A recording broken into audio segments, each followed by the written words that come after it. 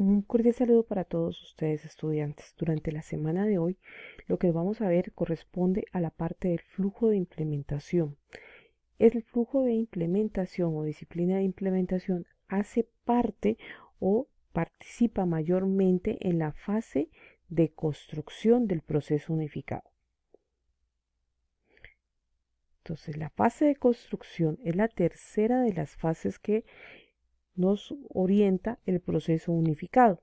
Durante esa fase, como su nombre lo dice, lo que se hace exactamente es construir el producto, es convertir la arquitectura que hasta el momento está en diagramas y en documentos, se lo convierte en un sistema como tal. El producto debe de implementar todos los casos de uso que hemos definido. Sin embargo, recordemos que todavía nos queda una fase, la fase de transacción. Durante esa fase todavía se van a realizar algunas pruebas y por lo tanto durante la fase de construcción nosotros no podemos estar completamente seguros de que el producto esté libre de defectos. Los artefactos que se van a producir especialmente o principales en la fase de construcción son el sistema software como tal, el producto, los casos de prueba y los manuales de usuarios. Recordemos pues entonces a lo que yo le llamo el dibujo de las montañitas. Miremos entonces lo que decíamos. La fase de construcción es la tercera fase y durante la fase de construcción la disciplina que tiene mayor participación es la de implementación. Podemos ver que también tiene alguna parte de diseño, sobre todo si es necesario hacer algún cambio en la arquitectura que se ha definido. Y también participa la parte de pruebas, que también va a ser parte de nuestras clases, aunque ustedes tengan una materia completa donde van a ver la parte de cómo probar y cómo verificar el comportamiento de un producto software. La fase de construcción, entonces, vamos a decir que tiene mucho de la parte de implementación, algo de la parte de pruebas y algunos brotes de la disciplina de diseño. En esta figura donde muestran las diferentes tareas que hay en proceso unificado, podemos identificar entonces las tareas que van a estar en la fase de construcción y más específicamente en la fase de implementación. Y podemos ver cuáles son los roles que están participando para la ejecución de esas tareas. Recordemos también, como lo hemos visto en las primeras clases de proceso unificado, que el hito que se va a obtener en la fase de construcción le denominamos capacidad inicial, o sea, es el producto beta o el producto de capacidad inicial, pero ya es una versión completa del software que se deseaba construir. En esta clase hoy vamos a identificarnos o a revisar el flujo de implementación en la fase de construcción, como decíamos. Esta parte de aquí. Entonces, recordemos que una de las características de proceso unificado es que es dirigido por casos de uso. Entonces, los modelos de casos de uso son implementados por modelos de implementación. Estos modelos de implementación van a incluir los componentes. Nuestros componentes van a ser ya archivos de código fuente y cómo se relacionan esos componentes.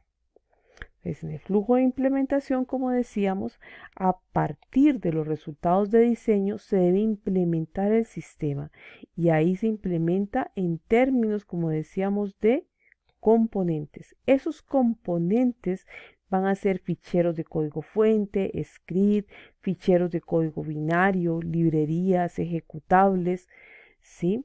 Eso es lo que nos representa. Ahora, miremos cómo está la parte de quiénes son los que trabajan y cuáles son los artefactos a realizar en el flujo de implementación. Los actores que más participan son el arquitecto, el integrador de sistema y el ingeniero de componentes. Esos son los tres roles que participan en el flujo de implementación. Y los artefactos van a ser el modelo de implementación, el modelo de despliegue, la descripción de la arquitectura, la integración de arquitectura, el componente, la implementación del subsistema y la interfaz. Los conceptos que vamos a estar revisando en esta materia va a ser el modelo de despliegue, el componente que también hace parte del modelo de implementación y la interfaz que también va a ser parte del modelo de implementación. Entonces, el diagrama que vamos a ver se llama el diagrama de componentes. Este diagrama de componentes tenemos que revisar el concepto de componente. Como decíamos hace 2 diapositivas, el componente es una forma de empaquetamiento física, pero nos va a representar como tales clases o artefactos como tales. Entonces, ejecutables, ficheros con código fuente o códigos de datos, librerías estáticas o dinámicas que nos pueden incluso proporcionar los lenguajes de programación o los frameworks de programación, y tablas de la misma base de datos. Los componentes tienen relación ya con los elementos que implementan, y es normal que un componente esté compuesto por varios elementos o por varias clases de programación. El artefacto, entonces, componente es una unidad de software que decimos que va a ofrecer una serie de servicios. En programación orientada a objetos, la idea de empaquetar por componentes es que esos componentes sean reutilizables y también sean reemplazables. Una clase ya implementa una o varias interfaces, es un componente, pero ojo, un componente no necesariamente es una clase. ¿Por qué? Porque un componente puede tener más de una clase como tal. Lo importante ahí es que cómo están compuestos esos componentes no debería de ser un problema para el cliente. O sea, debería ser transparente para el cliente. Las interfaces pueden implementarse dentro de esos componentes. Pueden ser una o varias clases, como decíamos. Y también nos va a permitir mirar elementos de programación también diferentes. En un programa, sobre todo en programas más grandes, se van a dar cuenta que no necesariamente trabajamos con un solo lenguaje de programación. Pueden haber partes, componentes de diferentes lenguajes. Algunas tecnologías que trabajan como componentes son .NET y Java como JavaBeans o Entreprise JavaBeans. Pero ¿cómo representamos? ¿Cómo UML representa un componente? Pues bueno, muchachos, hay varias formas de hacerlo. Esta es una primera forma, es un rectángulo con la palabra component encima para saber que es un componente. También podemos hacerlo de esta manera, un recuadro, y en lugar de escribir la palabra componente, se dibuja este cuadrito que representa en UML un componente. Por lo tanto, existe una tercera forma y es exactamente con solo este cuadrito. Como ven, estos van a ser las interfaces. Ya vamos a hablar que es una interfaz. Ojo que estamos hablando de una interfaz de programación. Entonces, esta va a ser una interfaz proporcionada y una interfaz requerida. Entonces, una interfaz va a estar asociada a un componente y se utiliza para representar cómo un componente se comunica con otros componentes.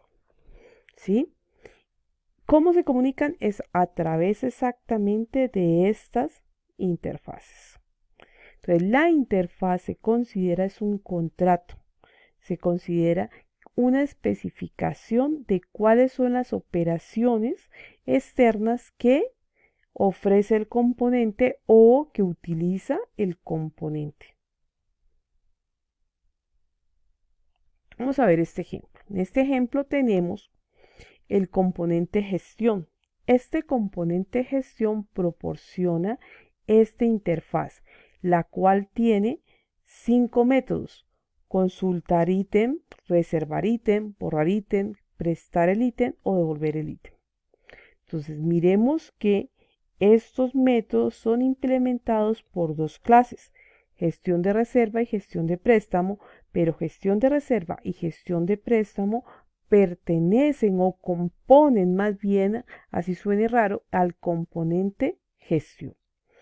Estos métodos son utilizados o son solicitados por el componente ventana. Entonces miremos que cuando proporcionan tenemos el círculo completo, pero cuando estamos solicitando o usando la interfaz tenemos algo parecido a una especie de copa de vino, ya, o de alcayata incluso. Mírenla cómo lo representamos. Esta es la diferencia entonces entre quién proporciona el servicio y a quién se lo estamos proporcionando. Vamos a ver diferentes ejemplos de diagramas de componentes. Si ustedes quieren consultar más, esta es la página donde me he traído los ejemplos. Entonces aquí vamos a hablar de un software, de un sistema de información para una clínica veterinaria. Miren que el sistema se ha dividido en 4 paquetes. El paquete de presentación, la lógica de negocio, la parte de la base de datos y la parte de servicios. Entonces revisemos que además de estos paquetes, si el sistema es muy grande, podemos hablar incluso de que tenemos un modelo de capas, un concepto que deben ver más a fondo en la parte de arquitectura.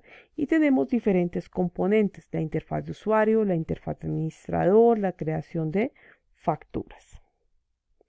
En este ejemplo vamos a tener una tienda en línea. Esta tienda en línea va a tener los siguientes componentes: pedido, producto, cliente y factura. Entonces, si ven, estos son componentes. Puede ser que producto tenga una sola clase o varias clases. Tenemos el diagrama de componentes de un cajero. Si ustedes revisan una diferencia entre el diagrama de paquetes y el diagrama de componentes, es que la forma como organizamos estos componentes va a ser por razones de programación. O sea, vamos a archivar en componentes ya elementos de programación que están comunicándose, pero que también pertenecen a un mismo lenguaje o tipo de programación. Este otro ejemplo es un componente de gestión de biblioteca y miramos que tienen los siguientes componentes: el ejemplar, el préstamo, el título y la reserva. Y estos componentes se comunican con un paquete llamado información de prestatario. Ya, bueno, esos son los ejemplos y ese es el concepto que abordamos en la clase de hoy. Las referencias ya conocen los libros y les invito pues a que los consulten.